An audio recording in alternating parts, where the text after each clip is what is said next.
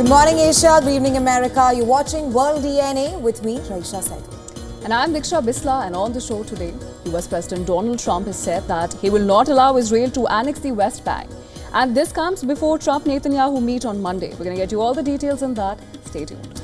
Absolutely. Also on World DNA today, a day after drones were seen over Denmark airports. Now, the Danish officials are now calling it a hybrid attack in a bid to create fear, while Russia continues to deny its involvement. We'll tell you about that as well. Lots more lined up, but first, the headlines. We spoke with Bibi, spoke to all the leaders in the Middle East, who are great people, and we're getting pretty close to having a deal on Gaza, and maybe even peace, which would be the first time in about, 2,000 years, I think. US President Donald Trump says he spoke with Israeli Prime Minister Benjamin Netanyahu as part of efforts to end the war in Gaza and believes a ceasefire deal is pretty close.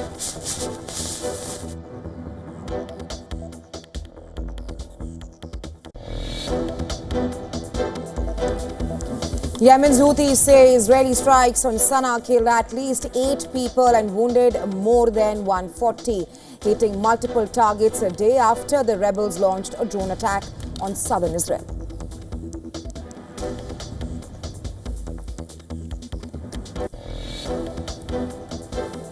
Donald Trump hosts Pakistani Prime Minister Shehbaz Sharif and Army Chief Asim Munir at the Oval Office.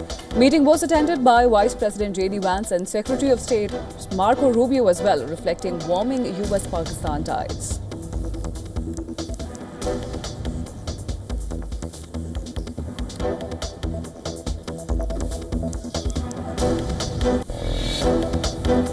Usually I don't like opinionated people, but I always like this one. I'd like to have him stop buying any oil from Russia while Russia continues this rampage against Ukraine. With President Erdogan. US President urges Turkish counterpart Erdogan to stop buying Russian oil over war in Ukraine, while hinting that he may drop a ban on Ankara buying US stealth fighter jets.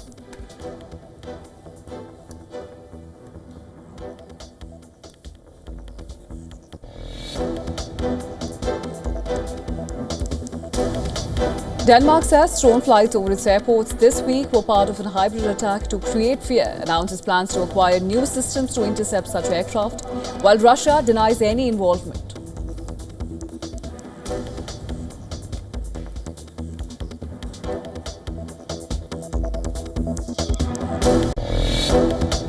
Because I've been watching the way what Russia's been doing. I'm very dissatisfied with what Russia's doing and what President Putin is doing.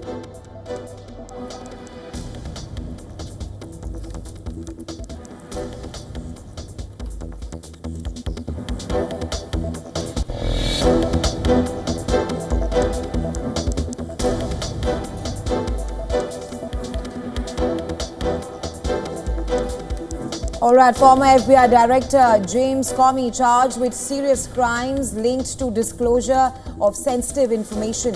Faces up to 5 years in prison if convicted. Trump hails indictment, calling it justice in America.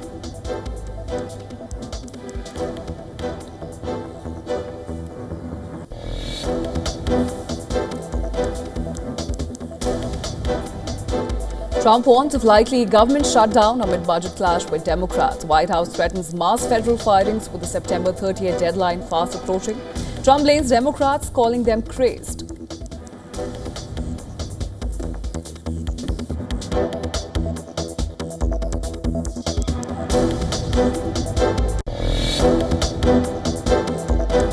Trump is imposing a 100% tariff on all imports of branded or patented pharmaceuticals starting October 1st, unless the makers begin building US manufacturing plant, a sweeping move he says will protect American interests.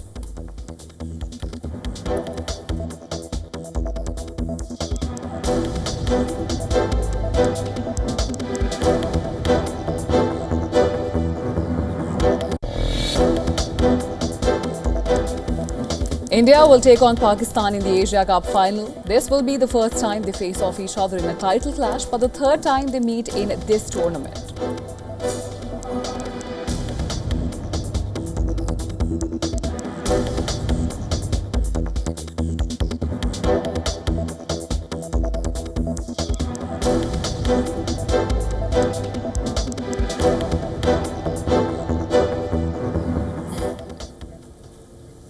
US President Donald Trump has vowed to prevent Israel from annexing the West Bank, and this as he intensifies efforts to end the Gaza war.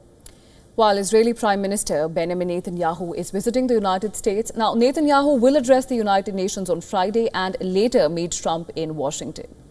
And this as Israeli ministers muse of annexing the West Bank in response to the recognition of a Palestinian state by France, UK and several other Western powers.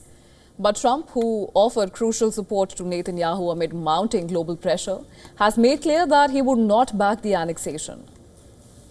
Right. Trump also voiced optimism about ending the war, echoing the confidence expressed a day earlier on the sidelines of the UN envoy Steve Witkoff. He said they are pretty close to having a deal. We're getting pretty close to having a deal on Gaza and maybe even peace, which would be the first time in about, what, 2,000 years, I think? In the region, I'd say the first in, Steve, what would you say, first in 2,000 years or maybe 1,000? 2 millennium. It's a long time. Well, without mentioning Trump, a lawmaker from the far-right religious Zionism party has called for Israel to go ahead with the annexation of the West Bank before the next elections are held. And this in defiance of the American leader. On social media platform X, MK Zuvi Sukkot said that the Jewish people's sovereignty over the Jewish homeland does not depend on any external source, even as loving and friendly as can be, calling European countries' recognition of Palestinian state insane. He further stressed that Israel must apply sovereignty over the West Bank already. Now, Trump met with the leaders of key Arab and Muslim nations who warned him of consequences in Israel if Israel moved ahead. Now, Saudi Arabia's foreign minister, Prince Faisal bin Farhan, said that Trump understands the risks and dangers of annexation in the West Bank.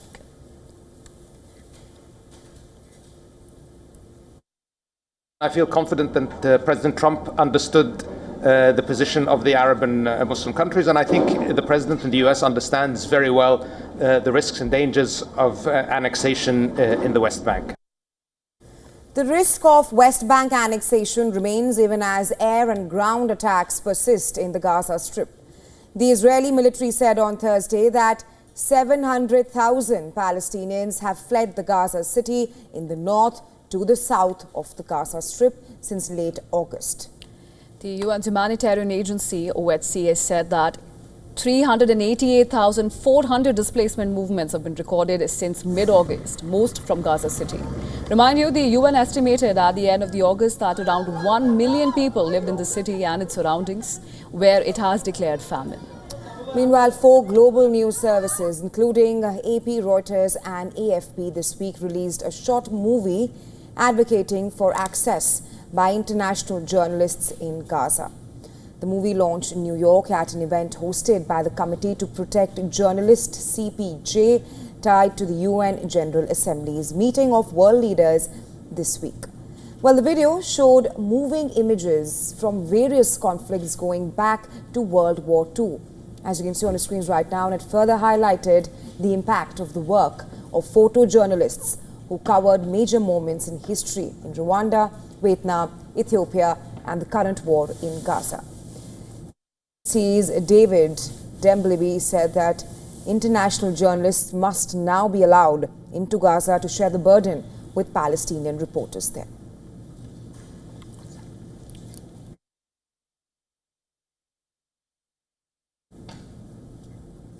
And to discuss more, we're now being joined by Dr. Avner Cohen from Monetary. He is a professor of non-proliferation on terrorism studies at Middlebury Institute. Welcome to World DNA. First up, of course, your assessment of the statement coming out of the White House, where Trump has clearly said that he will not allow Netanyahu to annex the West Bank. And this comes before Trump-Bibi meet on Monday. How do you see things panning out from here? Well, I think it's very much set up the tone for that meeting. It's a preemption of the meeting, and essentially, for a long time, after the president has been hesitant to say in a strong and clear language, unambiguous language. Now he said that he's not going to allow Israel to annex the West Bank. And essentially, he limits the Israeli response to the act of recognition. This is a major setback to Netanyahu.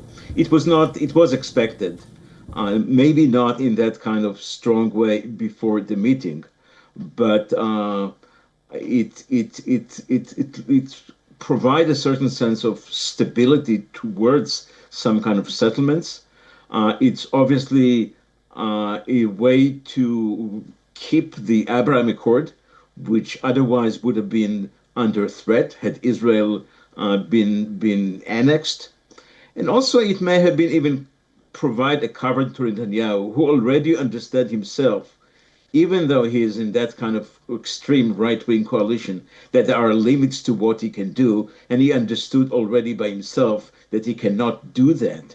But what the president provides him is a certain kind of cover from the outside. Look, the president who is providing Israel essentially all his ammunition, the Israeli army cannot perform without the direct supply from the United States. And the United States said very, very clearly they would not allow Israel to annex the West Bank.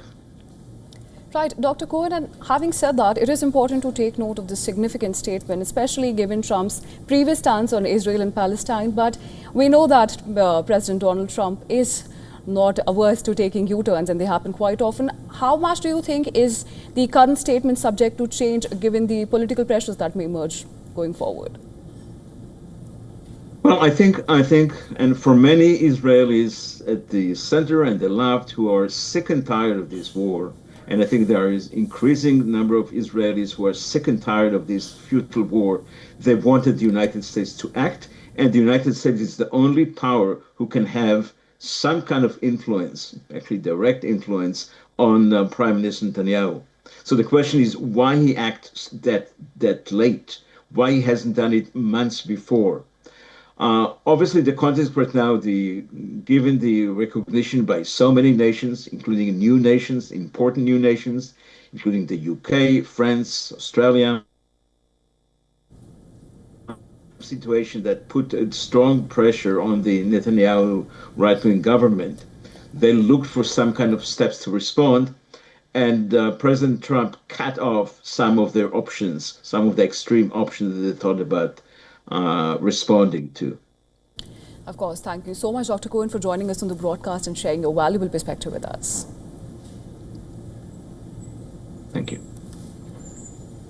All right, moving on to other stories now. There are fresh reports of drone sightings coming from Denmark. As per flight tracking service Flight Radar 24, drones were seen near the Aalborg airport early on Friday. Now, the flight tracking service said that at least one flight had to return to Amsterdam, while another one from Copenhagen was cancelled. Police said that the airspace over Aalborg airport was closed just before midnight, but they had not yet been able to verify the sightings of a drone. Now, this is the second night in a row the airspace over Aalborg airport has been closed. The same happened on Wednesday night after drones were observed near the airport.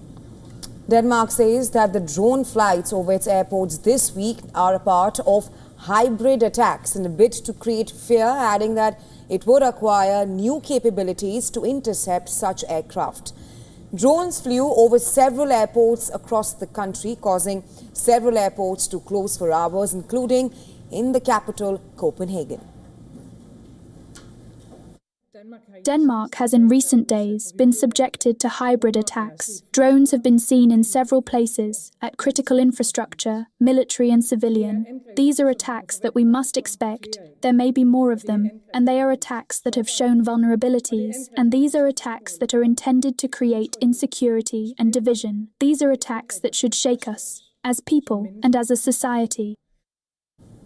Well, investigators said that they had so far failed to identify those responsible. But Fredrickson stressed that there is one main country that poses a threat to Europe's security, and that is Russia. Russia has rejected accusations of any involvement, calling them absurd speculations. Now, it has described the situation as a staged provocation. Danish Defence Minister Troels Lund Poulsen has said that the flights appeared to be the work of a professional actor. Copenhagen Airport was temporarily closed on Tuesday, and that is due to a drone attack. Then, drones were spotted on Wednesday and even early Thursday at several other airports before leaving on their own. All these events followed a similar incident in Norway, where drone incursions in Polish and Romanian territory and the violation of Estonian airspace by Russian fighter jets.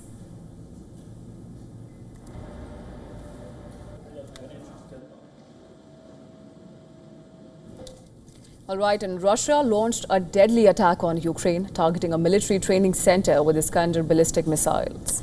Well, Ukraine also hit back, targeting Russian energy sites and facilities. The Ukrainian President Volodymyr Zelensky says that US President Donald Trump is mulling to supply long-range weapons to Kiev, widening Kiev's counter-offensive as it battles Russia. Our next report telling you more.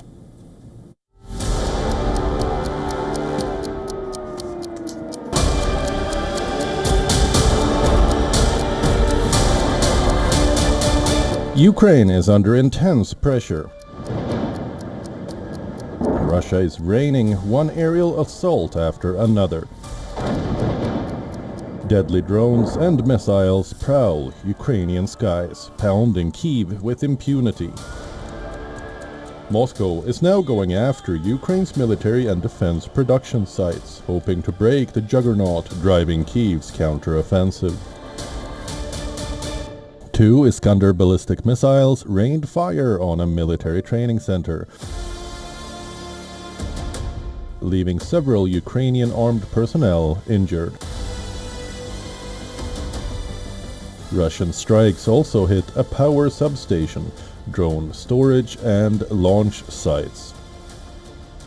Iskander is a short-range ballistic missile with a range of 500 kilometers and capable of carrying conventional and nuclear payloads. Kyiv also hit back at Moscow, striking multiple oil facilities and drone production sites. Kyiv's arsenal could soon receive a big boost. Ukrainian President Zelensky says Trump has agreed to consider supplying long-range weapons to Kyiv, bringing targets deep inside Russia under Ukraine's reach. Trump says Ukraine has done a good job and could even recapture lost territories, a big shift from his earlier stance of both Ukraine and Russia having to cede land to each other. Trump also told Zelensky to respond to Russian strikes on energy infra with tit-for-tat strikes. But Moscow is undeterred. The Kremlin says any idea of recapturing lost territories is a mistake. With recent incursions in NATO airspace, Moscow's message is clear. It can widen the theater of war beyond Ukraine's borders, leaving NATO and Europe to scramble for their defenses. Bureau Report, WION World is One. All right, former FBI Director James Comey has been indicted on 2 criminal counts. While Comey, a prominent critic of President Donald Trump, is charged with making false statements to Congress and obstructing its investigation of the Russia probe. The indictment of a former FBI director is unprecedented and the culmination of a years-long dispute between Comey and President Trump. Trump fired Comey in 2017. At that time, Comey was probing whether Russia interfered in the 2016 election and if Trump or any member of his campaign colluded with the Russians. The charges came days after Trump publicly urged Attorney General Pam Bondi to take action against Comey and others he sees as enemies. Now, reacting to the charges, Comey posted a video saying he was innocent and that he had faith in the US judicial system. He said that he knew for years that there are costs to standing up to Donald Trump, but he was not afraid. My family and I have known for years that there are costs to standing up to Donald Trump, but we couldn't imagine ourselves living any other way. We will not live on our knees, and you shouldn't either. Somebody that I love dearly recently said that fear is the tool of a tyrant, And she's right. But I'm not afraid. And I hope you're not either.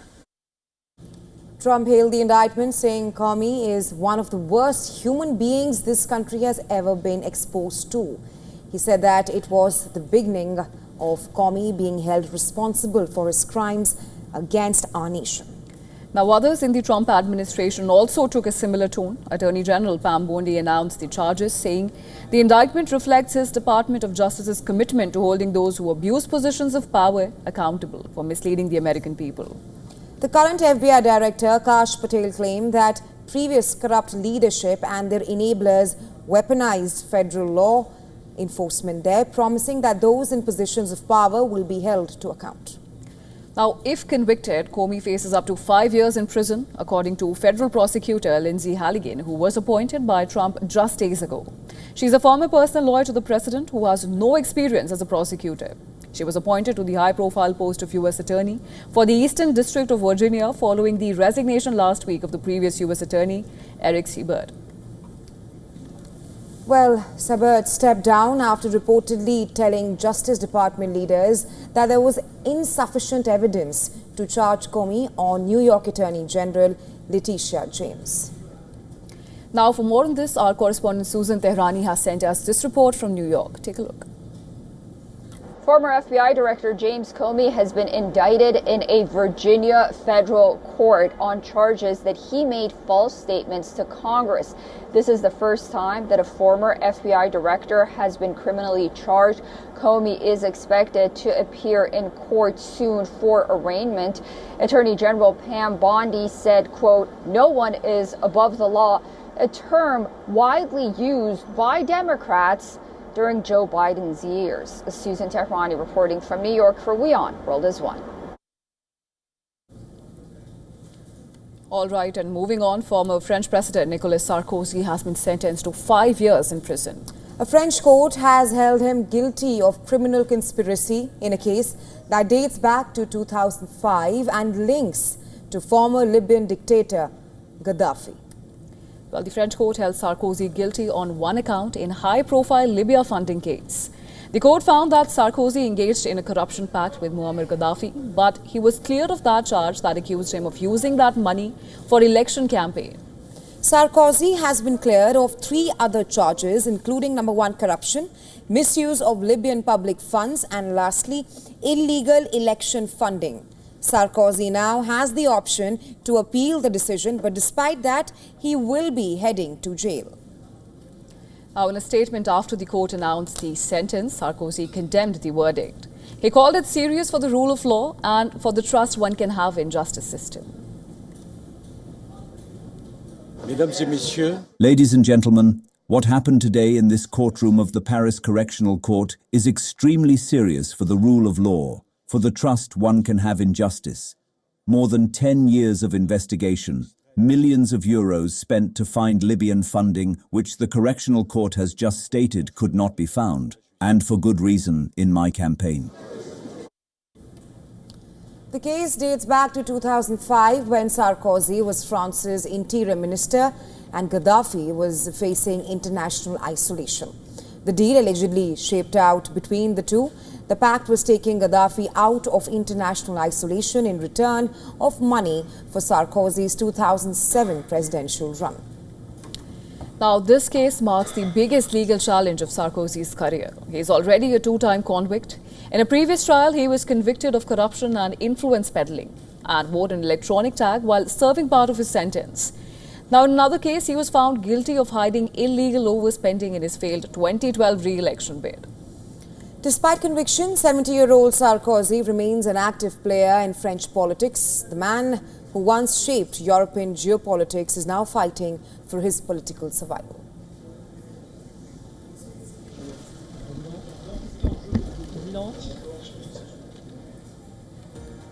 And with that, it's time for a short break on World DNA. But don't go anywhere. On the other side, US President Donald Trump hosted Pakistan's Prime Minister Shehbaz Sharif and Army Chief Field Marshal Asim Munir at the Oval Office in Washington, D.C.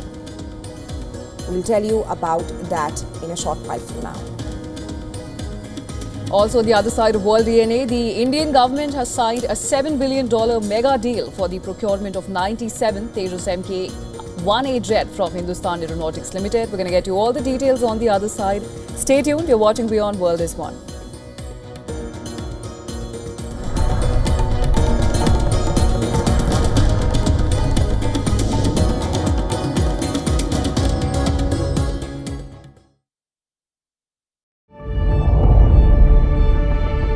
The Earth is sending distress signals. Wildfires, droughts, and melting glaciers. Can we reverse the damage? Explore the harrowing effects of climate change. It's a wake-up call. Global emergency. Climate Tracker on WION World is One. WION, India's global voice, the channel that brings you the biggest stories from across the world through India's lens. Now available in more than 190 countries worldwide. Because we believe that the world is one. Watch us in Africa, Europe, USA and Canada, South America, Asia Pacific, Middle East and North African regions. Also available on these digital platforms across the world. WION, World is One.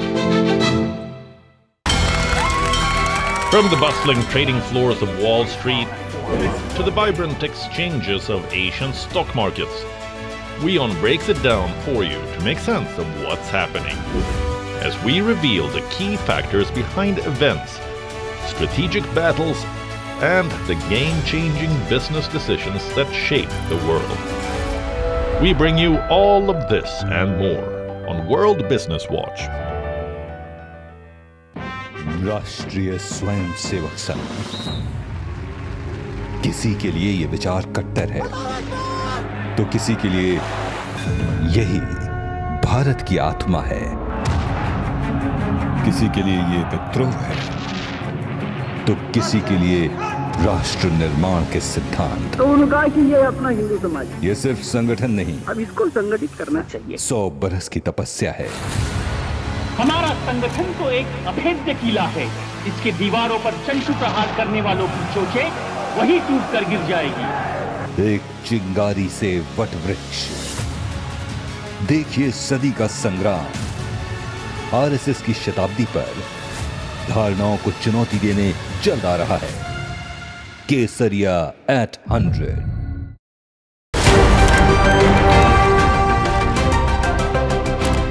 Ready to dive into your daily dose of news? Bringing you what's trending in the West and all that's setting trends in the East. And all of this served up with a side of insightful banter. We don't just bring you the latest stories. We bring you your talking points for the day. And while you do that, from the busy streets of New York, I will provide you with deeper insights on the developments through the course of the day in the U.S. The show that keeps you ahead of the global curve. A conversation you'd want to be a part of. A place where news becomes an engaging exchange. We bring you stories that impact your present. This is World DNA. Join the conversation.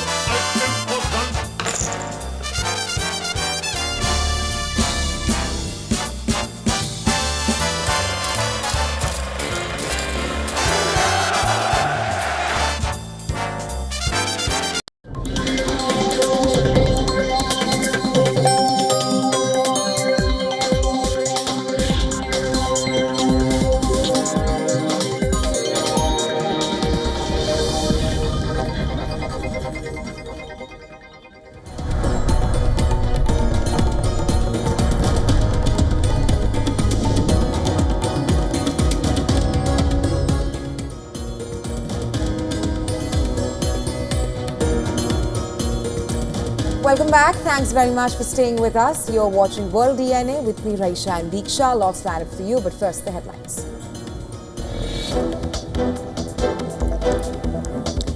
Seoul says South Korean military fires warning shots after a North Korean vessel enters its waters, prompting a ship to retreat.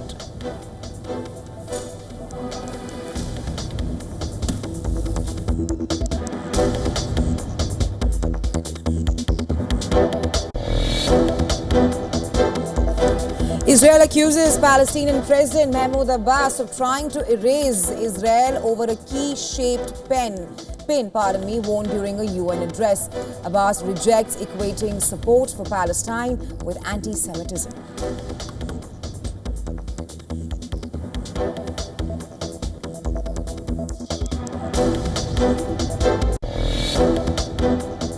We spoke with Bibi Netanyahu today, and we spoke to all the leaders in the Middle East, who are great people, and we're getting pretty close to having a deal on Gaza, and maybe even peace, which would be the first time in about, 2,000 years, I think. US President Donald Trump says he spoke with Israeli Prime Minister Benjamin Netanyahu as part of efforts to end the war in Gaza and believes a ceasefire deal is pretty close.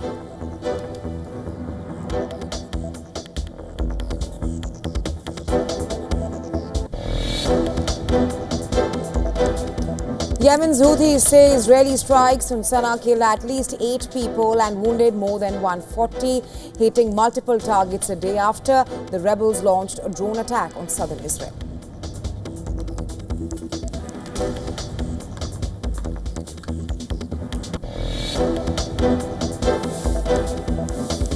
Donald Trump hosts Pakistani Prime Minister Shehbaz Sharif and Army Chief Asim Munir at the Oval Office. Meeting also attended by Vice President J.D. Vance and Secretary of State Marco Rubio, reflecting warming US-Pakistan ties.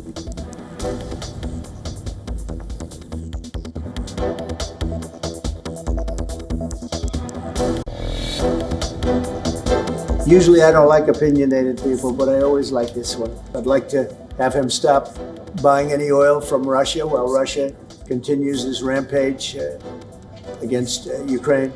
With President Erdogan of Turkey. US President Donald Trump urges Turkish counterpart Erdogan to stop buying Russian oil over war in Ukraine, while hinting that he may drop a ban on Ankara buying US stealth fighter jets.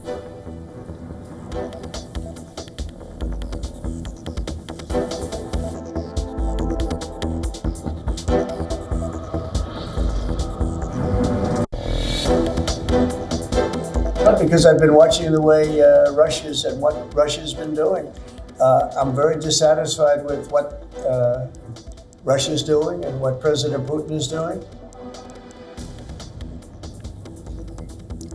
US President Donald Trump reiterates that Ukraine has a chance at regaining territory lost in war with Russia, expresses dissatisfaction with Moscow's recent actions.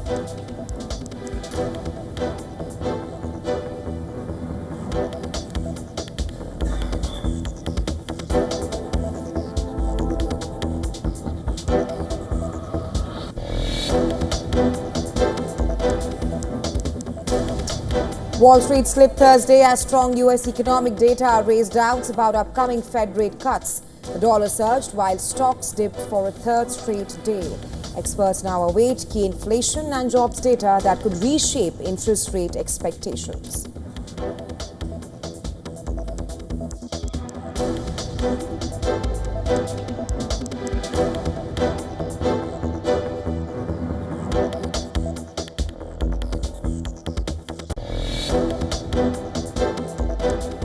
President Trump is imposing a 100% tariff on all imports of branded or patented pharmaceuticals starting October 1st. Unless the makers begin building US manufacturing plants, a sweeping move, he says, will protect American interests.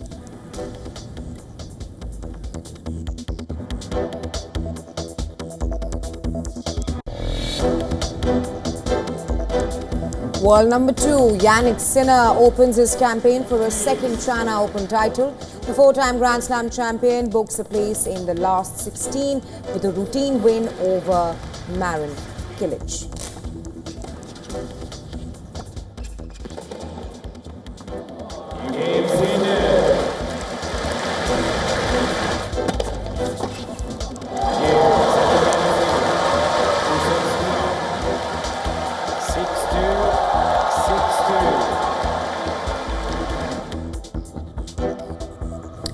US President Donald Trump hosted Pakistan's Prime Minister Shehbaz Sharif and Army Chief Field Marshal Asim Munir at the Oval Office in Washington, D.C. A statement issued by the Pakistan Prime Minister's office said that US Vice President J.D. Vance and US Secretary of State Marco Rubio were also present during the meeting. The meeting, which was closed to the press, began 30 minutes late, delayed by Trump's remarks, post-executive orders, and lasted 1 hour, 20 minutes. Now, as President Trump concluded his previous engagement across the room, Shehbaz Sharif and Asim Munir kept patiently waiting in the Oval Office. Speaking to reporters before the meeting, Trump said that a great leader was coming to the White House. In fact, we have a great leader coming. We have the Prime Minister of Pakistan coming and the Field Marshal. Pakistan Field Marshal is a very great guy, and so is the Prime Minister, both. And they're coming, and they may be in this room right now. I don't know, because we're late. And I said maybe they'd like to join they actually may be somewhere in the beautiful Oval Office. Well, the meeting is the latest indication of improving ties between the US and Pakistan after the two countries announced a trade agreement on July 31st, under which the United States imposed a 19% tariff on Pakistani goods. Now, media reports said that the leaders discussed matters of mutual interest along with regional and global developments. Well, the visit marks the first formal bilateral meeting between the two leaders and comes 6 years after former Prime Minister of Pakistan, Imran Khan, met President Trump during his first term in July 2019. Prime Minister Sharif also took part in a meeting with Donald Trump on Tuesday alongside leaders from several Muslim-majority countries held on the sidelines of the UN General Assembly. The meeting focused on Israel's assault on Gaza and included US peace proposals shared by Trump. Sharif is due to address the UN General Assembly today. Earlier this year, Trump welcomed Asim Munir to the White House, marking the first time a US president hosted Pakistan's military chief without senior civilian officials present, highlighting the military's central role in US-Pakistan ties. Notably, Islamabad has publicly endorsed Trump for the Nobel Peace Prize.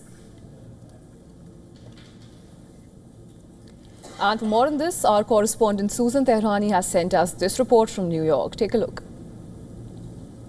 U.S. President Donald Trump met with Pakistan's Prime Minister Shehbaz Sharif and Field Marshal Asim Munir in the Oval Office on Thursday during a closed-door session not open to the press. The meeting, which was also attended by U.S. Vice President J.D. Vance and Secretary of State Marco Rubio, comes as both sides look to discuss bilateral ties as well as trade. Pakistan, for now, has locked in 19% tariffs with the United States. But the meeting also comes at a time when the United States, President Trump in particular, has expressed interest in taking back Bagram Air Base in Afghanistan.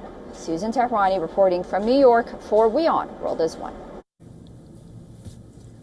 Well, the sky ignites with new Indian firepower. A $7 billion Tejas jet deal empowers India's Air Force. Now, as the MiG-21 bows out, a new generation roars to life. Watch the next story, which details the deal and how this is a big boost for India's air superiority. Take a look.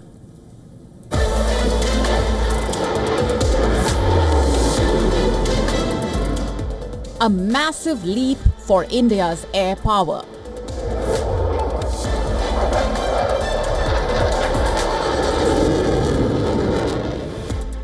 The message is loud and clear.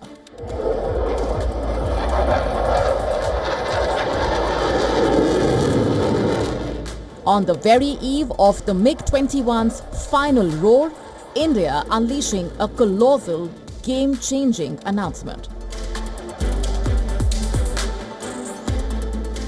A staggering $7.03 billion deal has been inked for 97 advanced Tejas Mk-1A fighter jets.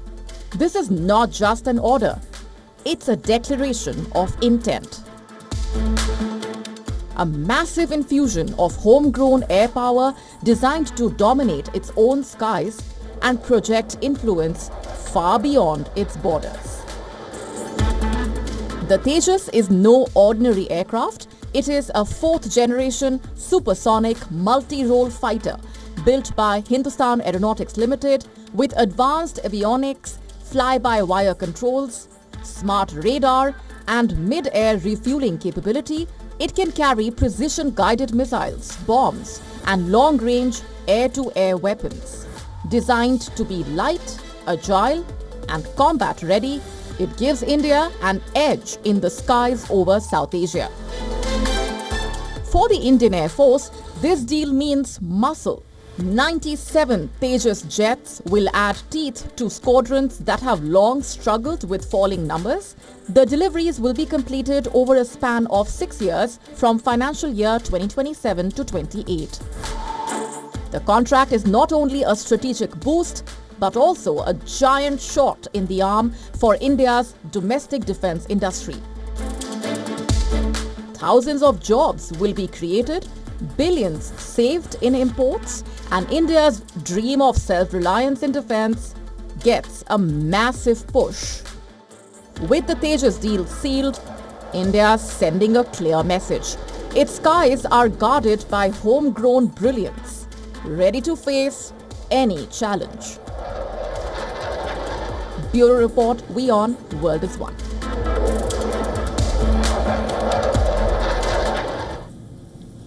The India Meteorological Department has forecast light to moderate rainfall at many places in the southern part of West Bengal over the next 7 days, which might affect the upcoming Durga Puja festival.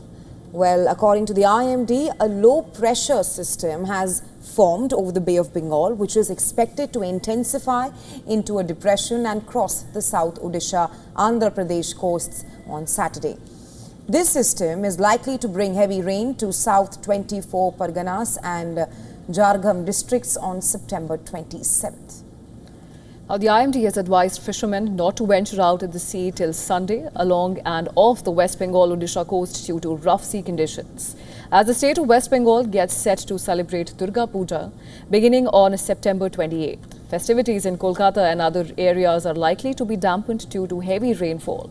In the past week, rains have caused widespread flooding, disrupting daily life. The India Meteorological Department has predicted more rain in the upcoming days, which could impact the 4-day festivities. Preparations are already facing hurdles, with pandals and clay idols suffering damage.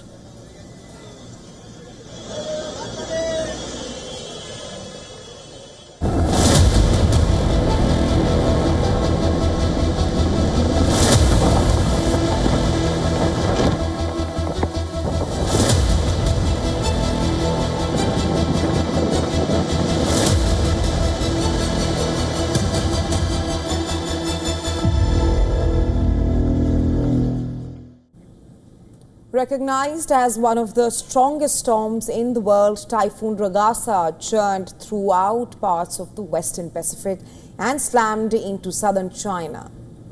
And this whipping massive waves, triggering floods in its wake. After sweeping through the northern Philippines and Taiwan, Ragasa brought the densely populated cities to a standstill from Tuesday afternoon, before making landfall on the southern Chinese city of Yangjiang on Wednesday.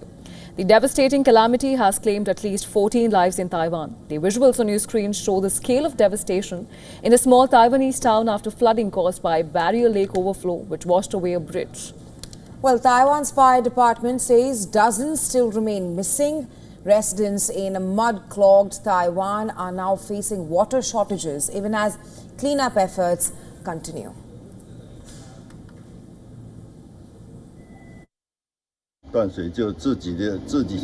We have to look for groundwater ourselves, since the water supply is cut, those that are pumped out. Only that water is clean. We cannot use spring water.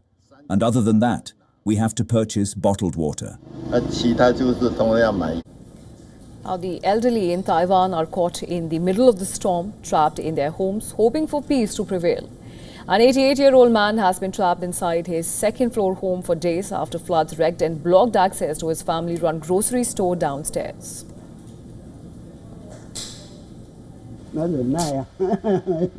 You have to endure it until I can go downstairs. And well, this is the exact moment when floodwaters crashed into a Hong Kong restaurant.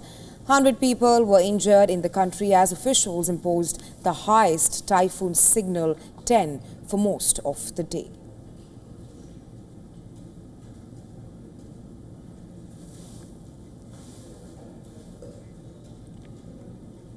Shopkeepers in China spoke about their hardships after Typhoon Ragasa brought a meter-tall floodwaters through their front doors and damaged their merchandise.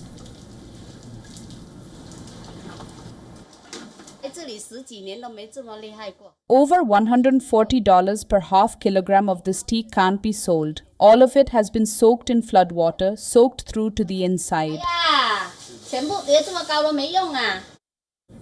In China, the typhoon displaced nearly 1.9 million residents in southern Guangdong province. Schools, factories and transportation services were shut down in about a dozen cities.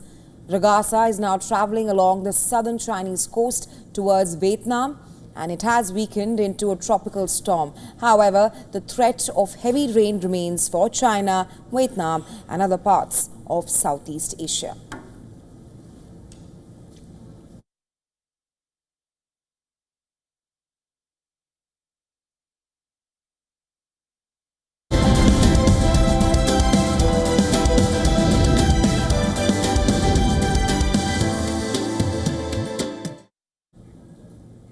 And President Donald Trump has officially signed an executive order approving the sale of TikTok's US operations to American and global investors. And right, it's a move perhaps that's aimed at avoiding a nationwide ban set to take effect this December. With the app serving 170 million Americans, the deal now includes a $14 billion valuation support from Chinese President Xi Jinping and also a central role for Oracle in securing US user data. Trump on Thursday signed an executive order finalizing the US-based sale of TikTok, declaring it compliant with the 2024 law requiring Chinese ownership to end or face a nationwide ban. From the first days of your administration, you've charged a team from your administration led by Vice President Vance with ensuring that we can preserve TikTok as a platform for the 170 million Americans who use it, while ensuring that their data is properly protected as required by law. With this executive order, you will be effectively bringing into effect the agreement that will save TikTok and ensure that it can operate safely and securely. Now, under the plan, TikTok's US operations will be controlled by American and global investors, with the new entity valued at around $14 billion. According to Vice President J.D. Vance. Really does mean that Americans can use TikTok, but actually use it with more confidence than they had in the past, because their data is going to be secure and it's not going to be used as a propaganda weapon against our fellow citizens. The company will be valued around $14 billion. We actually think this is a good deal for investors, but ultimately the investors are going to make the determination about what they want to invest in. Tech giant Oracle is set to play a central role in securing the platform. Trump praised Oracle's involvement, citing its past experience with TikTok's infrastructure and data systems. Oracle's playing a very big part. That's right, sir. And Oracle really understands this. And I think they've been involved for quite a while running it for the people, the previous people. And so it's really, I think it's going to be very well protected. Very, very prestigious deal, actually. Well, President Trump has also revealed that he spoke directly with President Xi Jinping of China and claims he secured Beijing's green light. I thought President Xi was great in terms of his approval. We probably could have done it a different way, but it wouldn't have been the same. It wouldn't have been the same security at all, but I appreciated that he approved it. The sale fulfills conditions of a law passed in 2024 requiring Chinese parent company ByteDance to divest TikTok's US operations or face a full ban. Trump has delayed enforcement of the law until December 16th, giving time for the transaction to be finalized and approved by all parties, including China. Trump stressed that with American ownership and tech oversight, national security risks would be minimized. Are you satisfied that there's no security concerns for I am. I really am. It would push disruptive The content? biggest reason is that it's owned by Americans and very sophisticated Americans. And people that love the country and very smart Americans too. So they don't want anything like that to happen. Yes, please. And for more on this, our correspondent Susan Tehrani has sent us this report from New York. Take a look. President Trump has signed an executive order declaring TikTok's U.S. divestment as a qualified divestiture, clearing the way for the app to remain in America. Under the deal, TikTok's U.S. operations will move to a new joint venture that's majority owned by Americans, with ByteDance owning below 20%. The order requires U.S. companies to control TikTok's algorithm, code, as well as content moderation, and mandates all American users' data to be stored in the United States. Officials say that the move protects national security while also ensuring that millions of Americans can continue using TikTok. Susan Tehrani reporting from New York for WION World is One.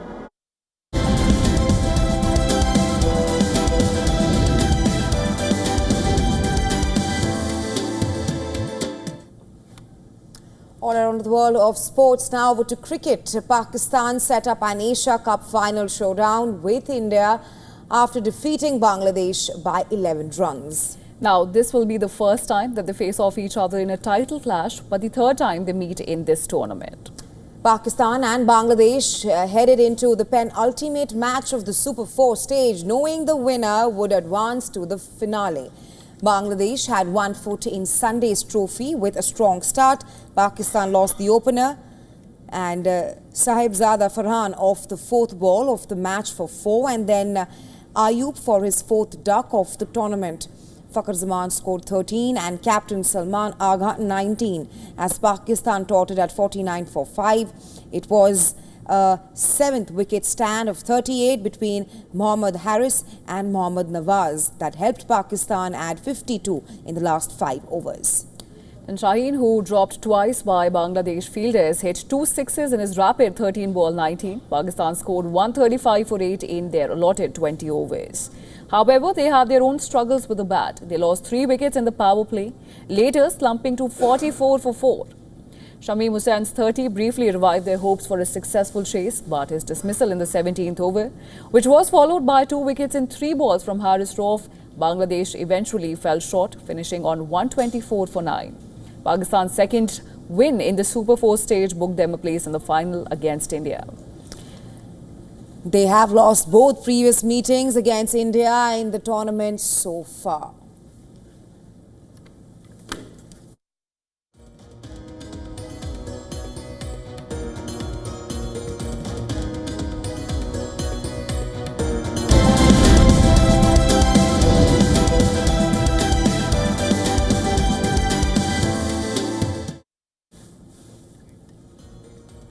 At the Milan Fashion Week, fashion designer Antonio Miras celebrated his hometown of Alero in Sardinia with his latest spring-summer collection at Milan Fashion Week. We're going to leave you with this report, but don't go anywhere. More news and updates will follow on the other side. You're watching WION World is One. Stay tuned.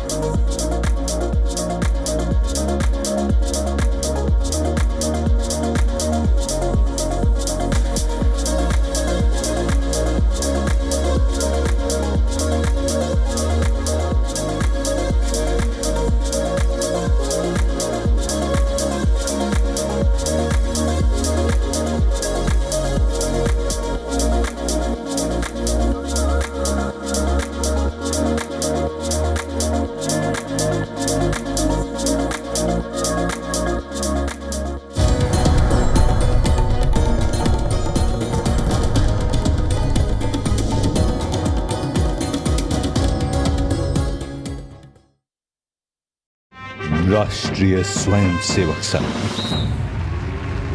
किसी के लिए ये विचार कट्टर है तो किसी के लिए यही भारत की आत्मा है।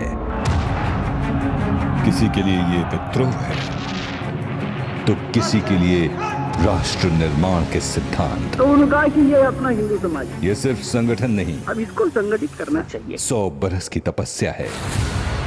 हमारा संगठन तो एक अभेद्य किला है, इसके दीवारों पर चंचू प्रहार करने वालों की चोचें वही टूट कर गिर जाएगी। एक चिंगारी से वट वृक्ष। देखिए सदी का संग्राम। आरएसएस की शताब्दी पर